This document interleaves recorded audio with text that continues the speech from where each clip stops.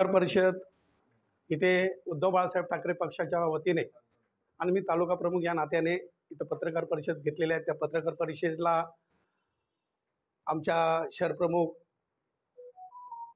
शेखर शेठ पाटणे आहेत, बाळशेठ आहेत, तसेच दादा आमचे अरविंद तोडकरी आहेत।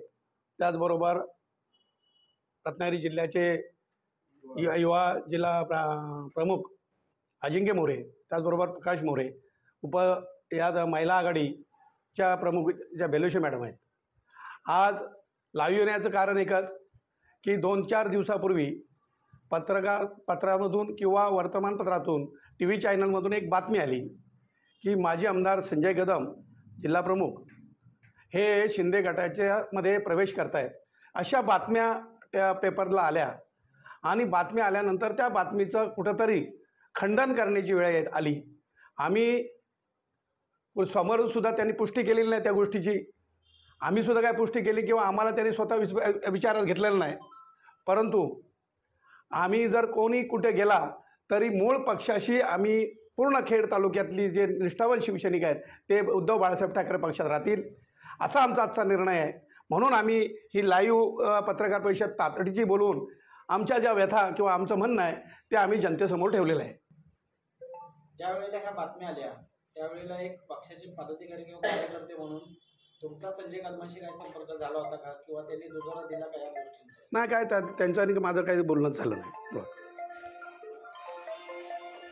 या 2-3 दिवसामध्ये मीडियाच्या माध्यमातून, पेपरच्या माध्यमातून आम्हाला लक्षात आलं की आत्ताचे जे आमचे जिल्हा प्रमुख आहेत आणि माजी आमदार संजय कदमजी हे काहीतरी इतर पक्षामध्ये जात आहेत असं कळल्यावरती शेवटी खेड म्हणजे शिवसेनेचा एक बालेकिल्ला आहे आणि 22 जून 2022 ते 5 मार्च 2023 पर्यंत इथली शिवसेना सगळे जी लोक आहेत त्या ज्येष्ठांनी चालवलीच ना।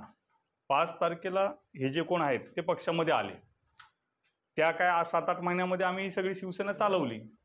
त्याच्यामुळे असे बरेच लोक पक्षामध्ये येत आहेत, आमच्यासारखे जे सगळे कट्टर लोक आहेत त्यांचा फायदा घेऊन मतं मिळवत आहेत आणि परत काय फायदा नाही झाला की निवडून आहेत। त्याच्यामुळे खेडची शिवसेना जी आहे म्हणजे शहरातली तालुक्यातली ही सगळी मातोश्रीला मानणारी आहे, ठाकरे घराला मानणारी आहे आणि सगळे शिवसैनिक हे खेड, दापोली, मंडणगड आणि पूर्ण जिल्ह्यातले हे शिवसैनिक हे सगळे जागेवरती आहेत। आम्ही सगळे आज मंडळी इथे बसलोय आणि तुमच्या माध्यमातून सगळ्यांना कळावे यासाठी आम्ही सांगतो की सगळे शिवसैनिक हे जागेवरती आहेत आणि येणाऱ्या निवडणुकीमध्ये हे सगळं तुम्हाला दिसेल। आणि हे जे काय आता चाललंय किंवा हे जे काय होतंय ते सामान्य जी जनता आहे ते कुणालाच पटलेलं नाही।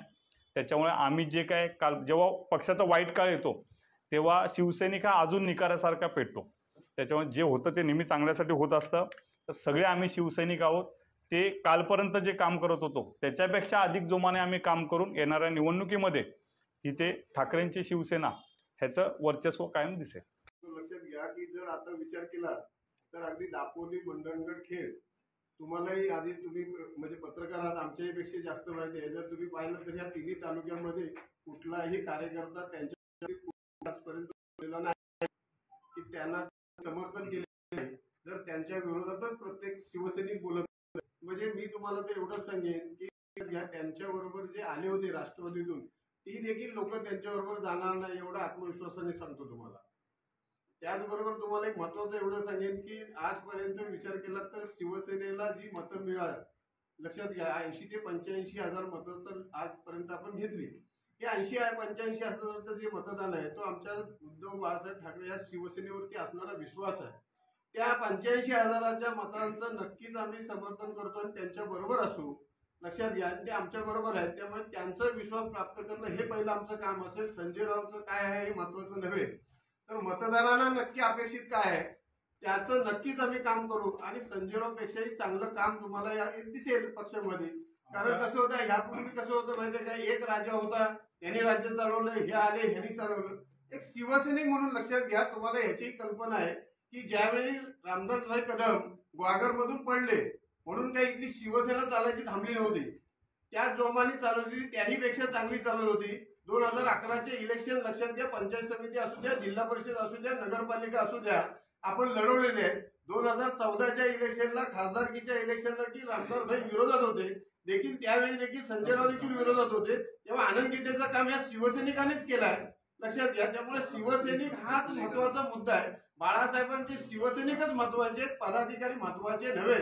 कारण तो महत्वाचा पद सर्वांना दिलेला आहे की शिवसैनिक हा महत्वाचा पद आहे आणि तो पद कोणी हिरावून घेऊ शकत नाही. त्यामुळे असे सोमे गोमे येथील 4 दिवसासाठी, लक्षात घ्या, त्यांना गरज होती म्हणून ते आमच्याकडे आले होते. आम्ही त्यांच्याकडे गेलो नव्हतो आणि त्यांची गरज संपलेली असेल म्हणून ते गेले. जर ते आमदार झाले असते, मी तर म्हणेन चांगलं झालं की आमच्या मतदारांचा एक अपमान झाला नाही. जर आमदार बनून जर गेला असता तर मोठा आमचा अपमान झाला असता. त्याच्या पडलेला गेलेला आहे, त्यालाही त्याची लायकीच कळेल ना. आज जर ह्या पक्षातून गेले असतील तर उद्या त्यांना नक्की त्या पक्षामध्ये काय देणार आहे हे आपल्या सर्वांना कळेल ना उद्या. आणि जरी त्याला काय दिलं तरी आम्हाला त्याचा कुठेही फरक पडणार नाही. लक्षात घ्या, संजय राऊतच्या विरोधात देखील काम आम्ही केलेलं आहे, रामदास भाईंच्या विरोधात देखील काम केलंय. त्यामुळे तुम्ही असं कुठेही मनात घेऊ नका की ह्या 2 व्यक्ती एकत्र झाल्यात म्हणजे आमच्यावरती कुठला फरक पडेल. अजून जरी त्यांनी 10 लोक घेतले तरी शिवसैनिक म्हणून आम्ही त्याला तोंड अगदी मजबूत देऊ आणि असं देऊ की त्यांना त्यांची जागा दाखवून देऊ. पण आता सध्या आमचे जिल्ह्याचे युवाचे, लक्षात घ्या, जिल्हा प्रमुखच आहेत. त्यामुळे पक्षाचा जिल्हा प्रमुख जोपर्यंत होत नाही तोपर्यंत युवा सेनेचे जिल्हा प्रमुख हेच आमचे जिल्हा प्रमुख असतील, काम करू आम्ही.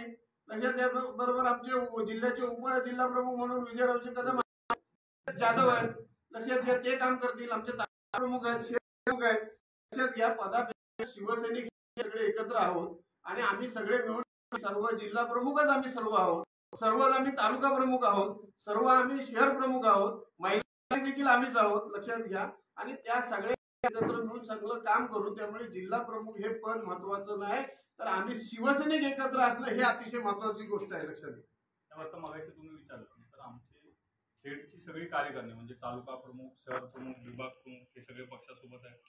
दापोलीचे पण आमचे तालुका सर्व प्रमुख, एकत्र आहेत, हे सगळे पक्षासोबत आहेत. मंडणगडचे पण तालुका प्रमुख, शहर प्रमुख ही जी सगळी आमची कार्यकारिणी ती सगळी पक्षासोबत आहेत. उपाध्यक्षपद म्हणून दिलं. एक त्यांनी मुद्दा काढला की ज्या दळवी मॅडम म्हणून त्या अध्यक्ष झाल्या म्हणून 3 महिन्याच्या कालावधीसाठी झाल्यानंतर त्यांना मी स्वतः मातोश्रीवरती घेऊन गेलो होतो. 3 तास आम्ही बसलो होतो. त्यावेळी त्यांची देखील समजूत काढलेली होती. म्हणजे एक शिवसैनिकांची पक्षप्रमुखांनी 3 तास दिले होते त्याला समजवण्याकरता, लक्षात घ्या.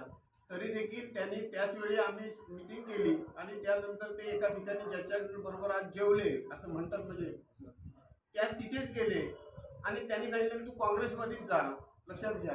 पण ते काँग्रेसमध्ये नाही गेले, ते राष्ट्रवादीमध्ये गेले, लक्षात घ्या. आणि लक्षात आलं असेल की तो जो इलेक्शन झाला नशिबाने ते आमदार झाले, लक्षात घ्या, त्याच वेळी. कारण त्यावेळी रामदासभाईंनी त्यांना देखील छुपी मदत केली, लक्षात घ्या.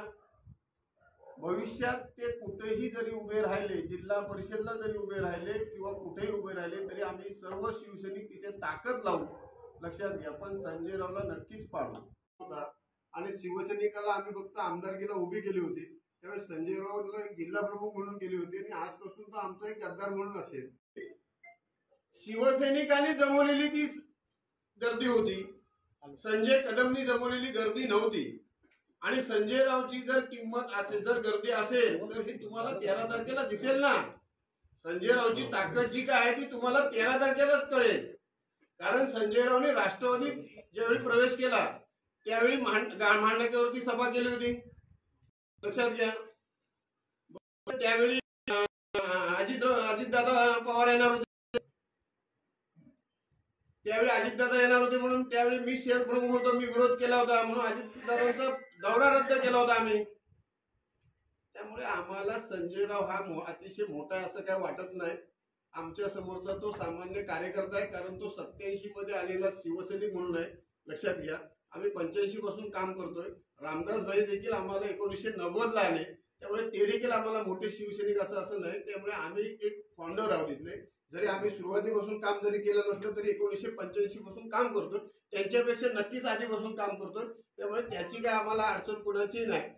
राहिला विषय काय पैशाची, शिवसैनिकांना आणि मतदारांना पैसाच गरजेचा नाही तर आपली जबान आणि आपलं काम महत्वाचं आहे. आणि त्या ह्याच्यावरती नक्कीच आम्ही येणारे सर्व इलेक्शन अगदी तुमच्या सर्वांच्या कृपेने, फक्त तुमची मदत गरजेची आहे.